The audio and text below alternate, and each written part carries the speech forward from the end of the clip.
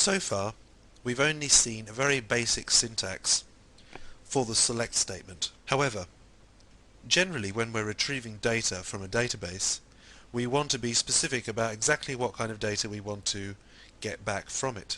Let's take a look at the food database, which already has some data on it.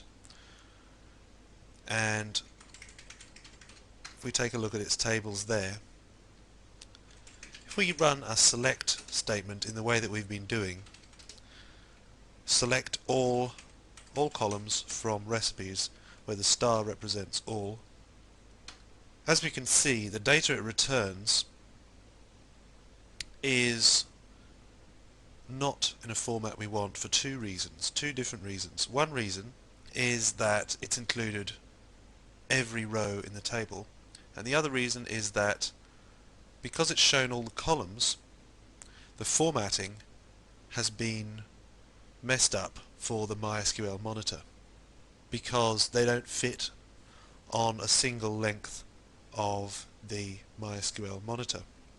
What we can do instead is to choose exactly which columns we want to see in the result of the select query.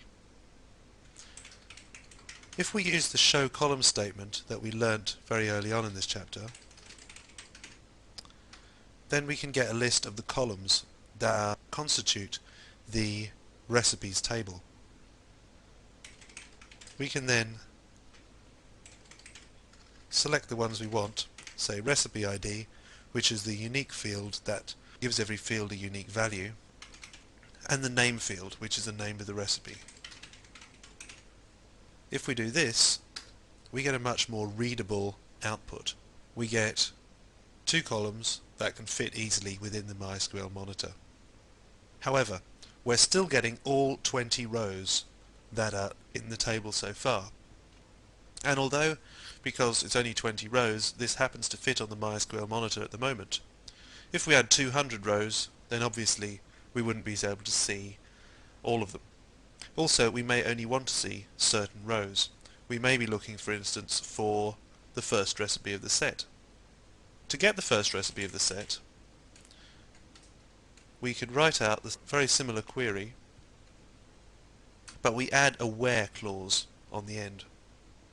What a where clause does is it allows us to specify exactly which rows we want to be seeing.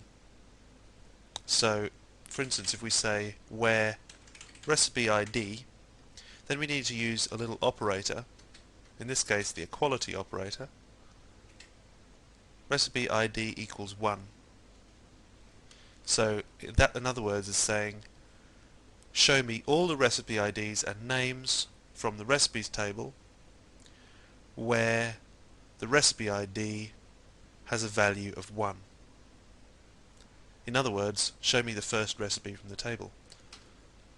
That shows us recipe ID number 1, the sesame oil stir fry. We can also use a different kind of where clause using the name as the search criteria. And instead of using the equality operator, which is the equal sign, we're going to use the like operator. Now the like operator allows us to check against a more flexible kind of pattern. So in this case we're going to include a string inside a pair of quotation marks, and inside the string we're going to use a percent sign, and what the percent sign stands for is any combination of letters and numbers and symbols.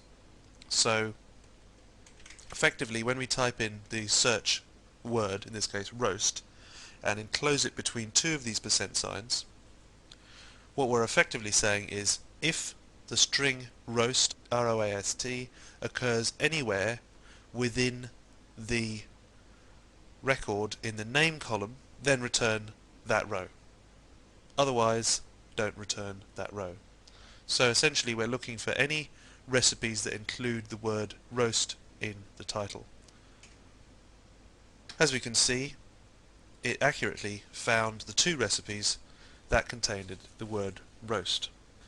Of course, there is a lot more to select statement than this. It's extremely powerful, and there's a whole raft of different configurations that we can use to create more and more powerful select statements and thus make very effective queries in SQL. However, we're going to look at these over the movies and chapters to come. This is the basic syntax for the select statement. In our next movie, we're going to look at ways to update existing data.